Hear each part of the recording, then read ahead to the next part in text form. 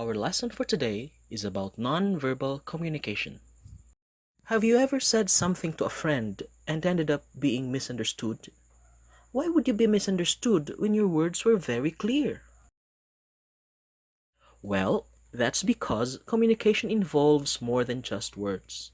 When we communicate, we do so with our entire body. Communication is generally categorized to two: verbal and non-verbal. Verbal communication is communication with words. Non-verbal communication is communication without words. Non-verbal communication constitutes 65% of all communication. Meaning, every time we talk with someone, we pay attention more to the gestures than we do to the actual words. Before we proceed, I shall leave you with one question. Which is more important, verbal or non-verbal communication? There are 8 types of non-verbal communication.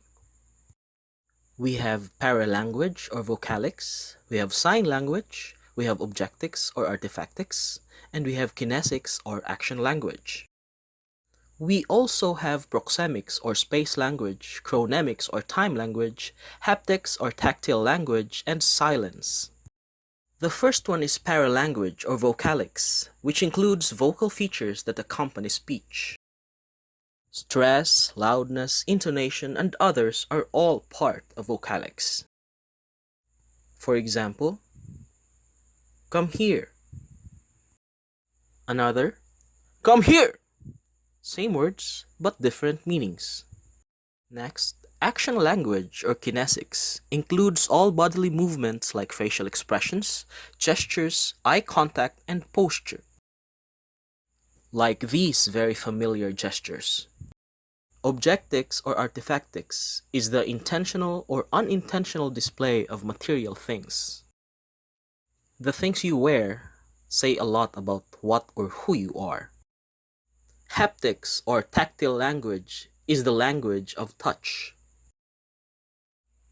Hugging a friend, shaking someone's hand, or kissing a loved one all say a lot.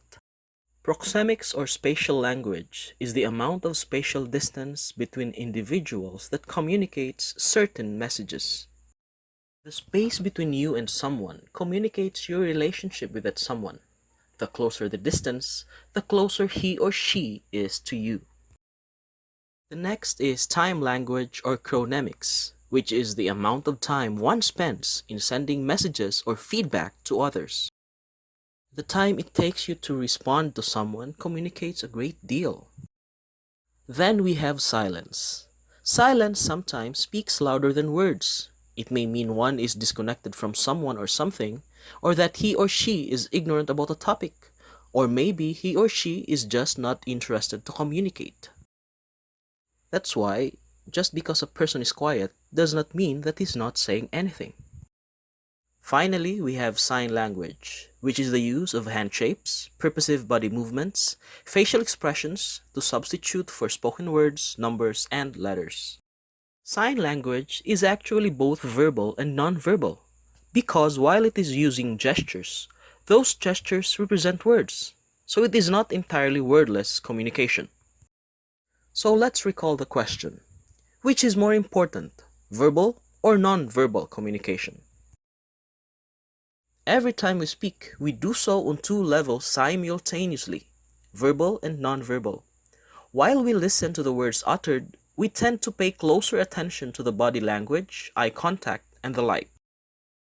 In other words, we rely on the non-verbal aspect of communication to confirm the truthfulness of the spoken words.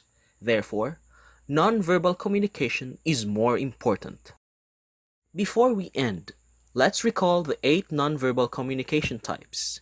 We have paralanguage, kinesics, objectics, chronemics, proxemics, haptics, silence, and sign language.